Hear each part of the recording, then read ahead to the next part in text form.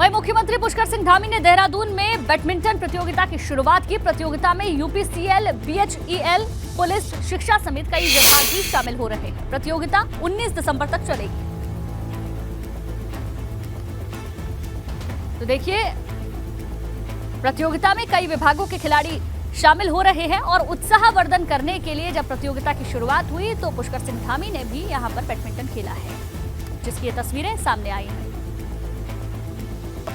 अंतर विभागीय बैडमिंटन प्रतियोगिताएं प्रारंभ हुई है और ये प्रत्येक वर्ष प्रतियोगिता आयोजित होती है। हमारी सभी को शुभकामनाएं और सबसे अपेक्षा भी होनी चाहिए कि अंतर विभागीय बैडमिंटन प्रतियोगिता में सभी विभागों के अधिकारीगण, कर्मचारीगण आपस में मिलकर इस प्रतियोगिता में भाग लेते हैं। इससे निश्चित रूप से आपस में जहां पर एक दूसरे को समझते हैं, एक दूसरे के साथ समय बिताते हैं, खेलते हैं, परस्पर एक बॉन्डिंग होती है।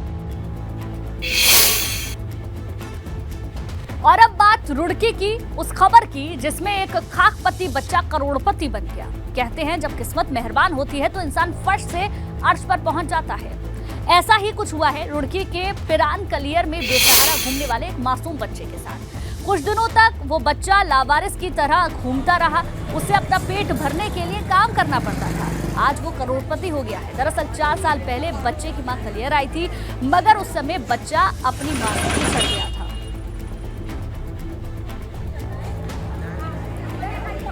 कलियर किस तरीके से किस्मत कनेक्शन इस मासूम का यहाँ सामने आया है वो हम आपको बता रहे हैं। परिवार ने काफी खोजबीन की मगर बच्चे का कोई सुराग पहले नहीं लग पाया। ये बच्चा पिरान कलियर में दुकानों पर काम कर लावारिस की तरफ भटक रहा था, मगर बच्चे का दूर का रिश्तेदार एक दिन कलियर आया तो उसने उसे पहचान लिया। बाद में मामले की जानकारी पुलिस को दी गई। जांच के बाद ये पता चला कि ये बच्चा सहारनपुर जिले के पडौली गांव का रहने वाला है। इसके दादा ने अपने पोते साहजेब के नाम करोड़ों रुपए की वसीयत कर रखी है।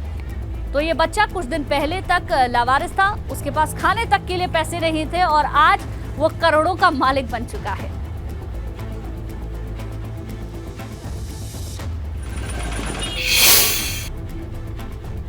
चलिए आगे बढ़ते हैं। रामनगर में एक हाथी आबादी वाले इलाके के करीब आ गया, जिससे लोगों में अफरा तफरी मच गई। इस दौरान लोग हाथी से जान बचाकर भागते हुए नजर आए।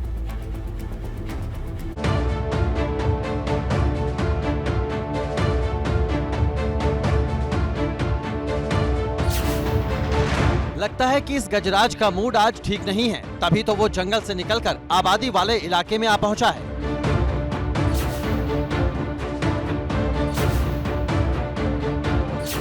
तस्वीरें रामनगर की हैं, जहां एक हाथी छोई गांव के पास आ पहुंचा, जिससे मौके पर अफरा तफरी मच गई। हाथी को देखकर रोड पर खड़े लोग अपनी गाड़ियां लेकर उल्टे पांव लौटने लगे।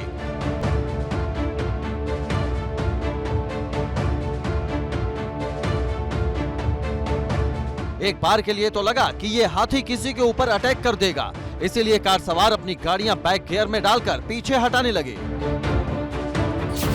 मगर फिर गजराज का मूड अचानक बदलता है और वो गांव की तरफ मुड़ जाता है। गनीमत रही कि इस हाथी ने किसी को नुकसान नहीं पहुंचाया। एबीपी गंगा के लिए रामनगर से दानिश खान की रिपोर्ट। आगे बढ़ते टिहरी पहुंचे पर्यटन मंत्री सतपाल महाराज ने करीब 12.5 करोड़ की योजनाओं का शिलान्यास और लोकार्पण किया। इसके साथ ही पर्यटन मंत्री ने बांध विस्थापित परिवारों को कोलेट्रल डैमेज पॉलिसी के तहत मुआवजे के चेक भी दिए। इस दौरान सतपाल महाराज ने कहा कि टिहरी को वर्ल्ड क्लास डेस्टिनेशन बनाया जाएगा।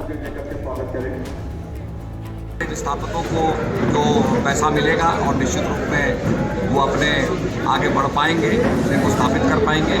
उसके लिए हमारे प्रयास जारी है। और यहाँ पर मैं एक बात और कहना चाहता हूँ कि हमने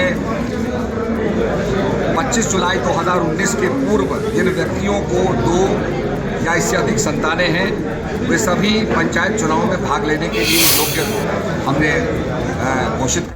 अल्मोड़ा के लोगों को बड़ी सौगात मिली है। कुमाऊं के सबसे बड़े मोटर पुल की शुरुआत हो गई है। विधायक महेश जीना इसका उद्घाटन करने के लिए पहुंचे। मोटर पुल की लंबाई करीब 105 मीटर है। पुल के निर्माण से इलाके के 5000 लोगों की आवाजाही में फायदा होगा।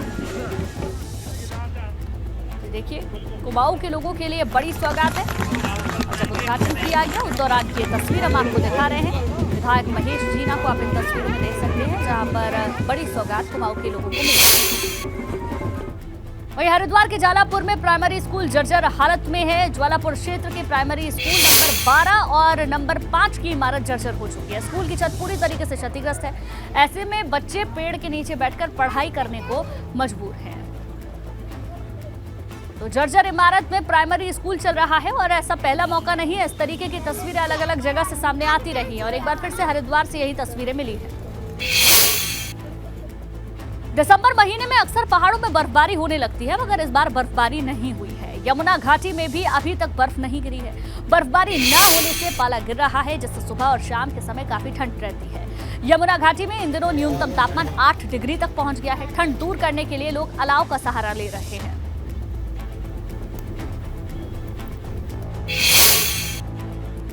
वहीं पौड़ी जिले में पलायन की रोकथाम के लिए सर्वे का काम चल रहा है। जिले के सभी 15 ब्लॉक में ये सर्वे करवाया जा रहा है। सर्वे टीम ये पता लगा रही है कि लोगों के पलायन की मुख्य वजह क्या है।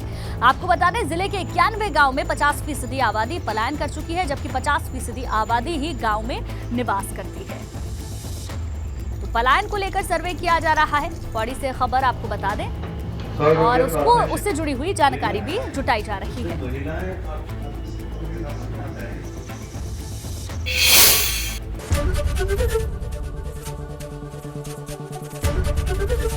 एबीपी गंगा, खबर आपकी, जुबान आपकी।